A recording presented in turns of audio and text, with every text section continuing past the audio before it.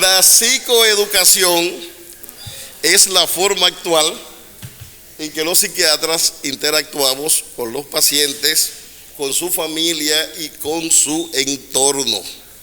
Que ellos entiendan qué enfermedad tiene, cómo manejarse y si tiene que medicarse, por qué y cuáles son las características. Los psiquiatras de mi generación vivimos el antes y el después de la relación terapista-paciente. Bajo el influjo de la psiquiatría dinámica, nos estaba vedado completamente interactuar con los pacientes. Había que imbuirse en el aislamiento como mecanismo de defensa y separar toda posibilidad de empatía con los pacientes para no gratificar o para no generar algún tipo de resistencia. Yo recuerdo en la formación al doctor Uribe, 45 minutos en la cámara de Gesser, mirándose la cara con una paciente, ella mirándolo, nadie rompió el silencio, ella esperando que él le preguntara qué tiene, y él esperando que ella le dijera por qué fue. En una sociedad afectiva como la nuestra, eso se hacía difícil, porque el paciente te llevaba una golosina y tú tenías que tumbárselo de la mano. Si tú ibas a una fiesta o al cine y el paciente estaba, tenía que marcharte. En un país afectivo como el nuestro, eso era una dificultad, porque el paciente quería empatizar contigo. Doctor, usted es liceísta, ¿verdad? Entonces tú le decías, eso no contribuye a nada a tu gozo. ¿Por qué vamos a votar, mi doctor? No estamos para hablar de política.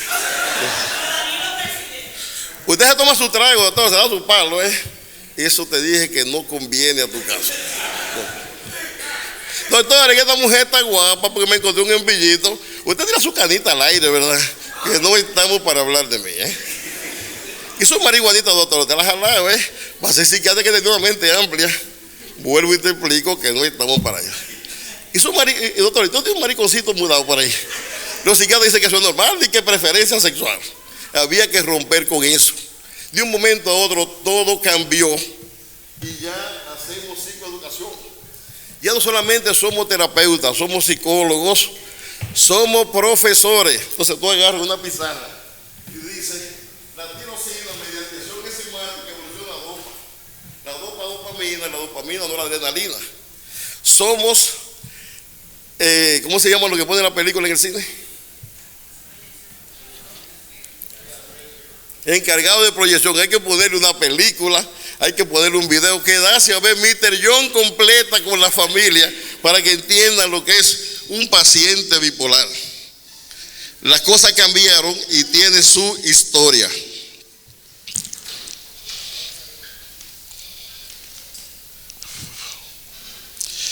Este es el gobierno, de que la sociedad, pero este es el gobierno, Ya tú sabes, Ángel, lo que te toca, ¿Sí?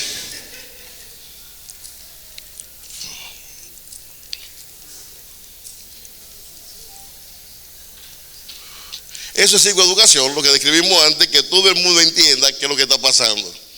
Tiene su historia, Sin embargo, en los últimos 20 o 30 años es que el concepto cogió fuerza. Yo no encontré información de que estamos haciendo psicoeducación porque después de estudios y de estudios doble ciego, se demostró que era preferible que el paciente supiera lo que tuviera. Yo creo que más bien fue un reflejo del empuje de la informática. En los últimos 10 años vemos un paciente, lo medicamos, el paciente llega a la casa, abre el internet y allá te llama a la media hora. Sumay, coño, que bipolar. Yo no me voy a tomar esa vaina. O sencillamente decirte, no me puso litio, o no me hizo litemia, o no me evaluó tiroides, o no me hizo las pruebas hepáticas. Entonces nos le fuimos adelante dándole la información. Antes, la orientación a los pacientes era patrimonio del psiquiatra, del psicólogo, del trabajador social y de las enfermeras. Una profesión muy bonita como el orientador social ya no existe. Yo creo que de este púlpito es bueno retomar con las universidades y salud pública ese rol que hacen los trabajadores sociales. Los estudiantes es difícil porque su estadía es transitoria, salvo una condición que se da en salud mental del hospital, donde varios de los muchachos que están ejerciendo enfermería están estudiando medicina con la proyección futura de ser psiquiatra. Y yo creo que en vez de estar inyectando pacientes, deberíamos usarlo como orientadores. Con los psicólogos, yo creo que es tiempo de que nos arreglemos con ellos. Cada psiquiatra tiene 1, 2, 3 psicólogos y a los demás no le hacen caso. La psiquiatría y la psicología han sido las antípodas por toda la vida. Yo creo que es tiempo de agarrar foros como estos y que podamos hablar un idioma común. Que ellos tengan la capacidad de entender que el aspecto biológico se fue adelante, de que los antipsicóticos y los antidepresivos no crean dependencia. Uno puede crear síndrome de supresión, pero no pueden cambiar medicación. Que la medicina alternativa no es sustituto de la psicofarmacología, y yo creo que avanzaríamos en ese aspecto. Se divide en 3 la psicoeducación. Todo lo que es psiquiatría es 3: biológico, psicológico y social. Alguien en un momento quiso poner espiritual, pero como que se quedó. El aspecto biológico es el más importante para nosotros en nuestra condición de psiquiatra, y en el tema de hoy limitado a lo que es ansiedad y a lo que es depresión. El paciente tiene que saber qué enfermedad tiene, su familia, su entorno, si hay que medicarlo, cómo funciona la medicación. Con algunos casos es fácil, con otros no. Hasta dónde nos sustraemos de nuestra realidad cuando tenemos que decirle la verdad a un paciente que tiene un pronóstico malo. No es lo mismo decirle que el paciente tiene un episodio depresivo mayor a decir que tiene una esquizofrenia. Que ese paciente y esa familia se va a joder para toda la vida. Es un eufemismo creer que estamos curando a los esquizofrénicos. Con la medicación nueva lo que hemos hecho es cambiar el pronóstico. Hace 5 o 6 años en la clínica teníamos 6 médicos pasantes. Como no tenían tanto que hacer, empezaron a revisar los récords en los últimos 20 años. Y si no hubiese sido por los atípicos, hubiéramos tenido internados 38 médicos esquizofrénicos que fueron llevados forever. Solamente tenemos 2. Pero ninguno está, de los otros 36, integrado en la actividad productiva.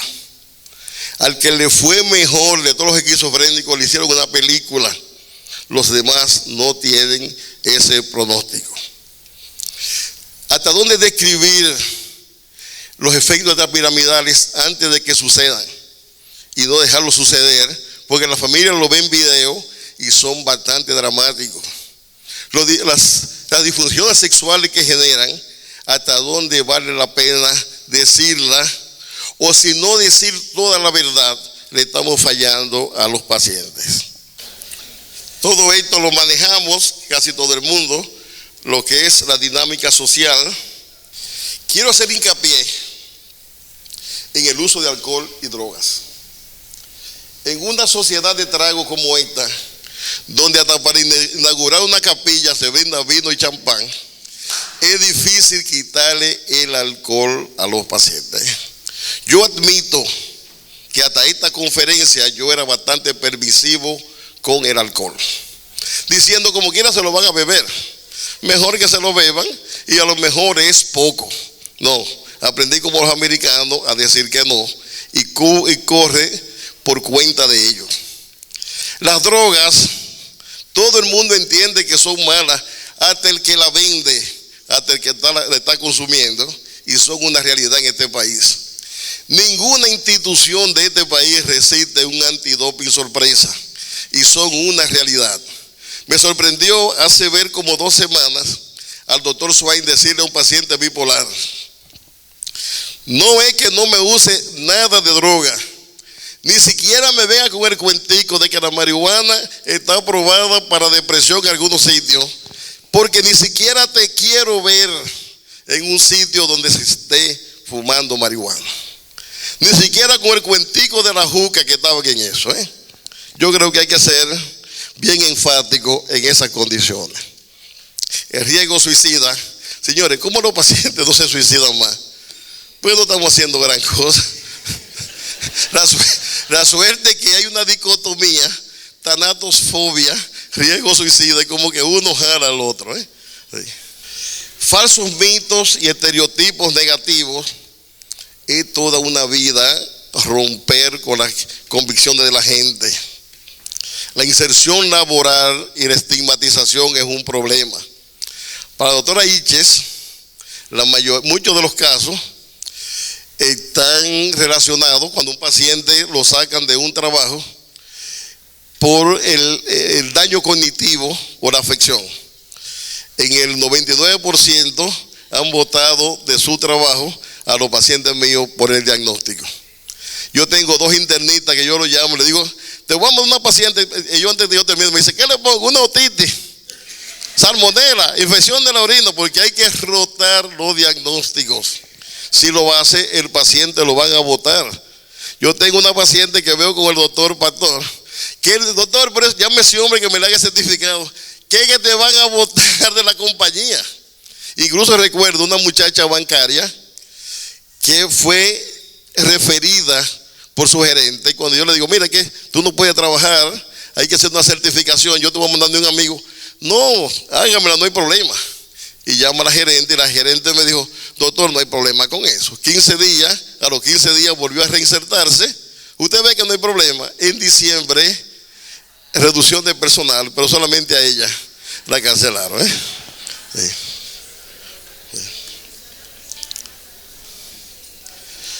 20,000 formas de psicoeducación. Yo prefiero las películas, cada quien tendrá su dinámica. ¿Por qué debe ser continuada la psicoeducación?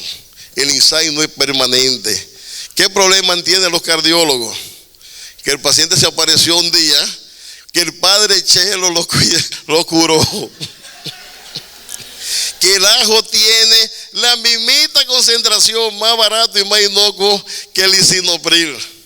Y los diabéticos, que la insulina la hacen del palo del Brasil con la naranja agria. En psiquiatría eso es mayor porque hay otros influjos.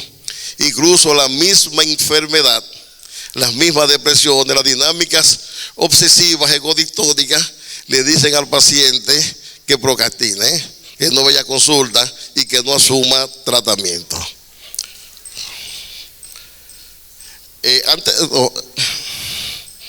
El estrés y el trauma interfieren con el proceso de la información y el conocimiento.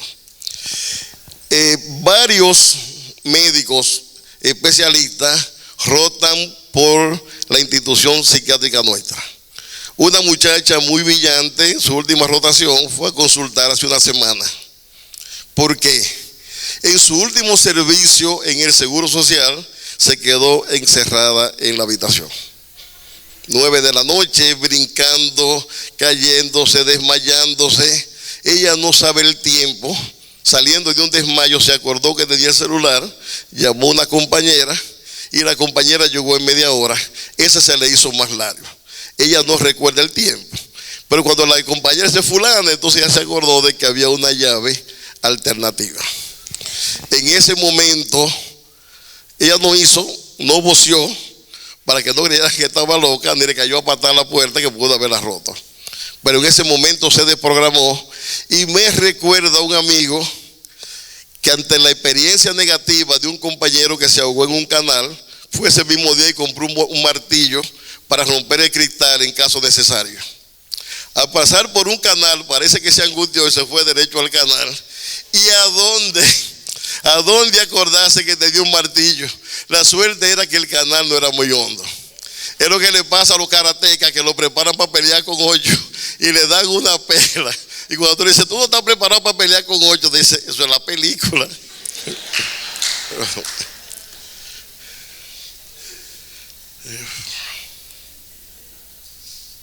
pero faltó.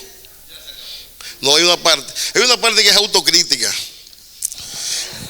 A algo que no estamos haciendo bien. Ni siquiera el doctor Guerrero Heredia, que es el marqués de la psiquiatría. Por eso el concepto de autocrítica. Y me voy a referir a 3 aspectos. Señores, muchos psiquiatras no hablamos por 2 razones. O somos de la escuela dinámica vieja y nos quedamos con ella, como nos quedamos con los típicos y nos quedamos con los tricíclicos. Otros, un aditamento de su personalidad es el laconismo. Los pacientes a ese tipo de colegas lo han bautizado con un nombre muy peyorativo. Yo creo que ayudado por los psicólogos. ¿Saben cuál es? Dispensador de receta. No sé si lo habían oído. Entonces es un dispensador de receta. Segundo, damos información errática. O porque no manejamos la información, o porque no nos interesa que el paciente sepa, por la razón que sea. Por eso ustedes van a ver unos diagnósticos extraños como reacción vivencial anormal. No sé si ustedes lo han oído. Doctor, lo que yo tengo, tú tienes un Bonhoeffer, una histeria pseudopsicopática o una tormenta luteínica. El paciente no lo entiende. Tercero, el tratamiento es incongruente con el diagnóstico. Usted sufre de depresión y le damos quetiapina. El paciente no sabe que hay unos estudios que no es eso. Usted es bipolar y le damos risperidona sola. Usted tiene ataque de pánico y le damos alprazolam. Por último, yo quiero convertirme en el doctor Cruz Jiminián del día de hoy y quiero pedirle un favor con un solito paciente, habitualmente un individuo interesante y productivo, que si no entiende su enfermedad se va a fuñir, y es el paciente con trastorno de pánico. Muchas gracias.